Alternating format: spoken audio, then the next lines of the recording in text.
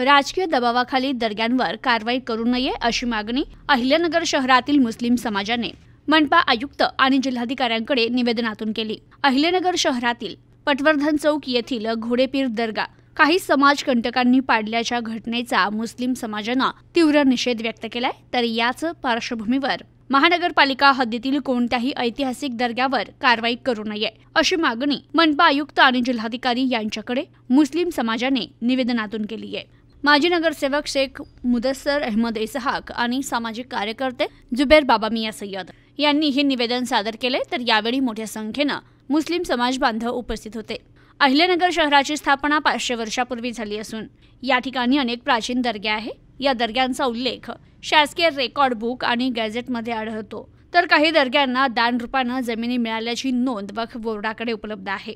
काही राजकीय व्यक्ती दबाव टाकून प्रशासनाकडून दर्ग्यांवर कारवाई करण्याचा प्रयत्न करतात असा आरोप मुस्लिम समाजाने या निवेदनात केला असून प्रशासनाने कोणत्याही परिस्थितीत राजकीय दबावाला बळी न पडता निष्पक्षपणे निर्णय घ्यावा अशी मागणी केली आहे। तर कोणत्याही दर्ग्यांवर कारवाई करायची असल्यास त्या दर्ग्याच्या विश्वस्तांना किंवा स्थानिक प्रतिनिधींना पूर्वसूचना देणं आवश्यक असल्याचंही स्पष्ट करण्यात आलंय।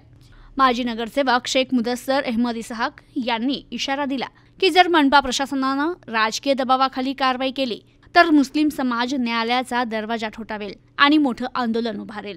यावेळी अरबाज शेख, परवेज शेख, वामिस शेख, हाजी एजाज, ग्लोबल मराठी न्यूजचे संपादक फारुख शेख, रौफ पेंटर, आतिफ मेडिकलवाला, सय्यद शफी बाबा यांच्यासह जेडएस ग्रुपचे कार्यकर्ते उपस्थित होते।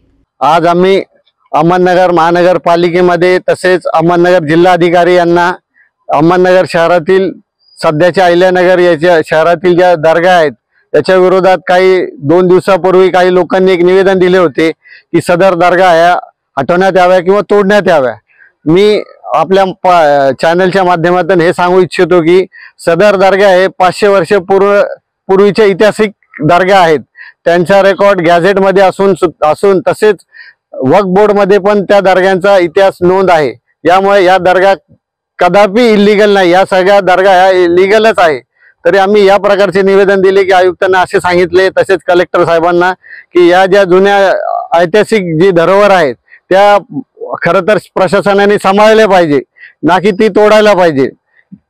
याचप्रमाणे आम्ही या निवेदनामध्ये हे पण उल्लेख केलेला आहे की तुम्हाला जर याच्या विरोधात काही कारवाई करायची असेल तर प्रथमतः तुम्ही वक्फ बोर्ड किंवा संबंधित ट्रस्टला सूचित करण्यात यावे व सूचित करून त्यांना लीगल नोटीस देऊनच कारवाई करावी। अन्यथा कोणत्याही याच्यावर इल्लीगल किंवा लॉ अँड ऑर्डर खराब होईल अशा प्रकारे कोणतीही कारवाई करू नये।